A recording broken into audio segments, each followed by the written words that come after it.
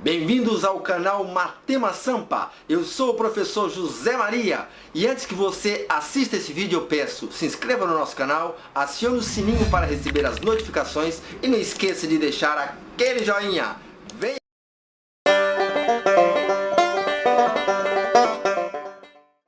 Canal Matema Sampa, o pensar otimizado é preciso.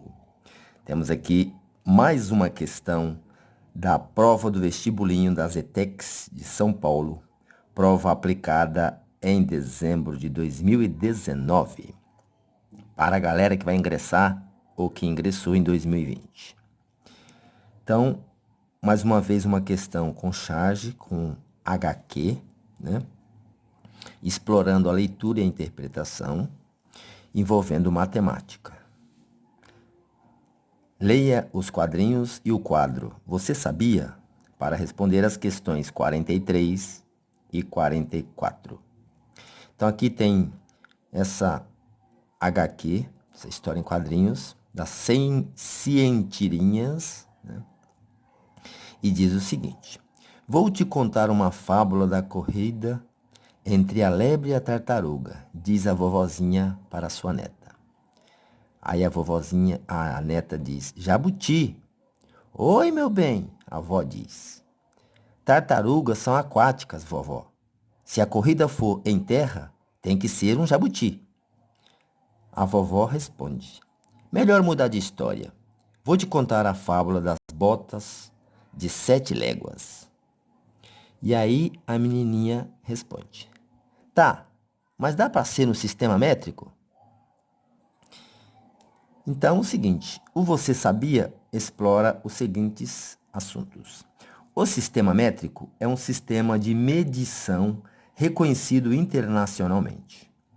Ele surgiu durante a Revolução Francesa em virtude da existência de diversos padrões de medidas que dificultavam o funcionamento do comércio e da indústria.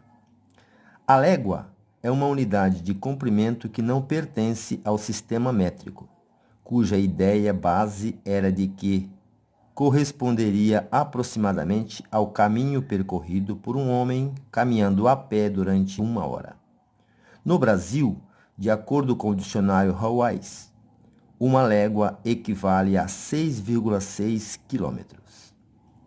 As botas de 7 léguas da fábula permitem à pessoa que a usa conseguir dar passos que valem 7 léguas cada um. Nós temos então a questão 43, que diz o seguinte: admita que a menina dos quadrinhos esteja visitando a avó que mora em outra cidade. A fim de voltar da casa da avó para o prédio onde mora, usando a bota de 7 léguas da história, a menina dá 3 passos para leste e 4 passos para o norte. A figura representa de modo esquemático esse trajeto realizado pela garota.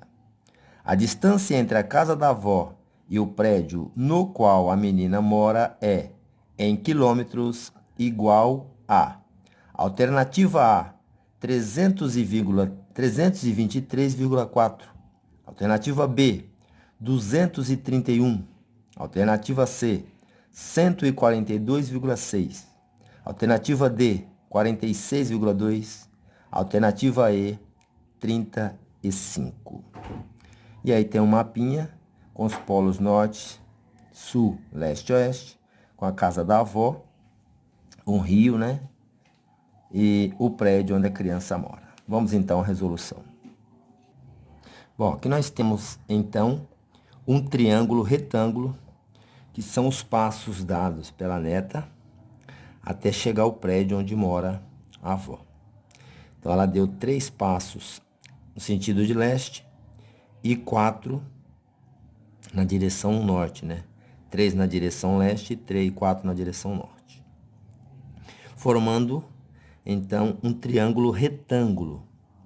Porque quando a gente fala de norte, sul, leste e oeste, a gente tem aí uma perpendicular, ou seja, forma-se um ângulo de 90 graus entre o norte e o leste, ou o sul e o oeste, sul e leste, e assim por diante.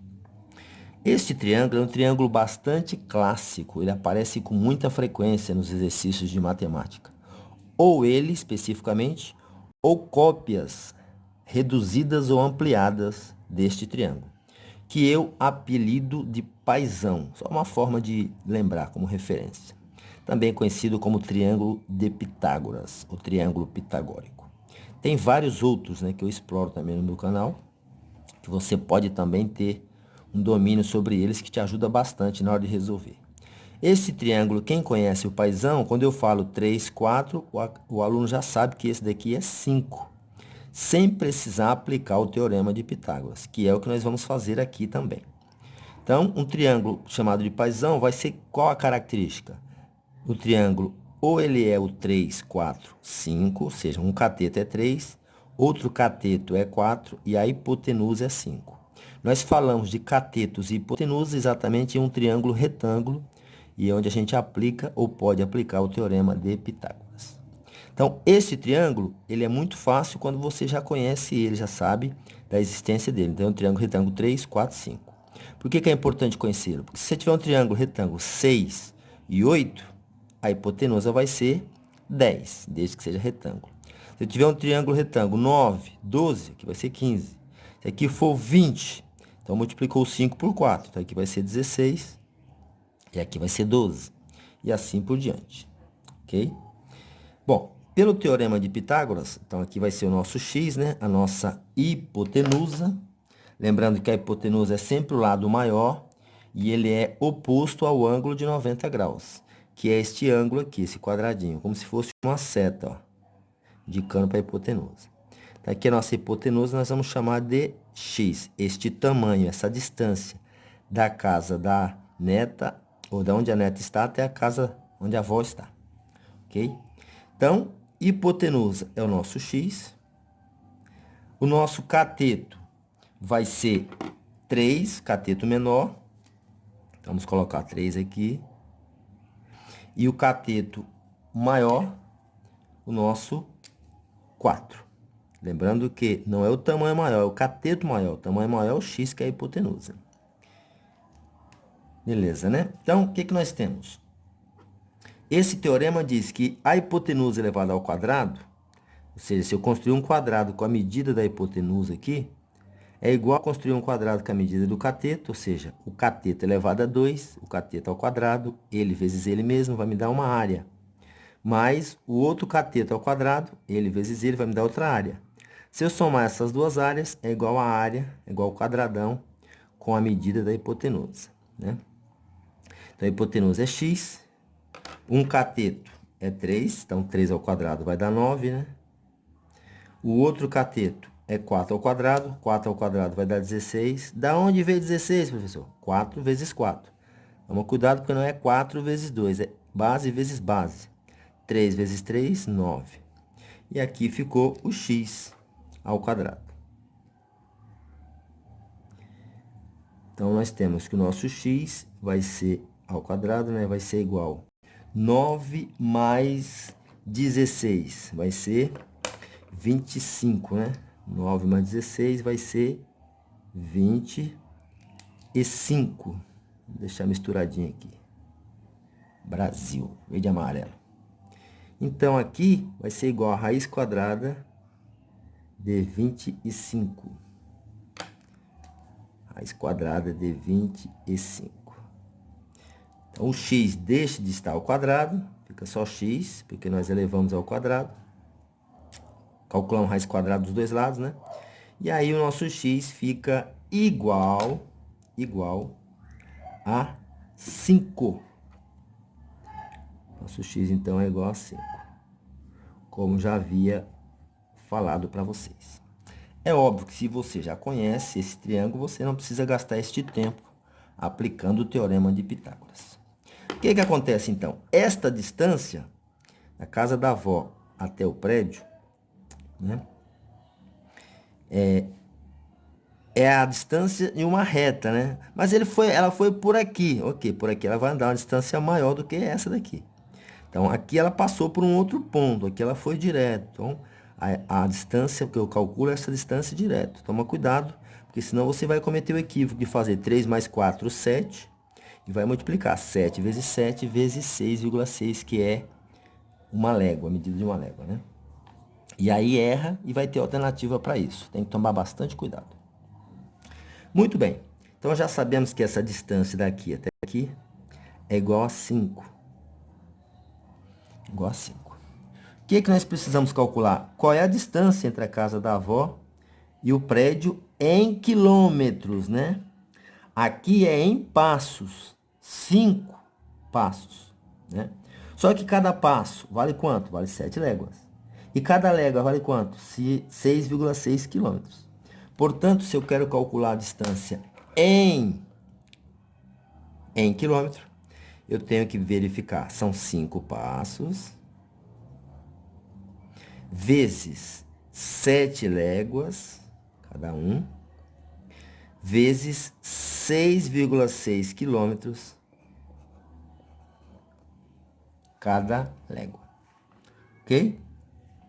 7 vezes 5 é 35, vezes 6. Isso é o resultado dessa distância em quilômetro, né? Em quilômetro, porque são 5 passos, a distância, né? Em passo. Só que cada passo vale 7 quilômetros, 7 léguas, cada légua vale 7,6 quilômetros. Então, aqui deu 35 vezes 6,6. É a continha que nós vamos fazer aqui, ó. 6 vezes 5 vai dar 30. A gente coloca um zero e leva 3 dezenas. 6 vezes 3, 18. Com 3, 21.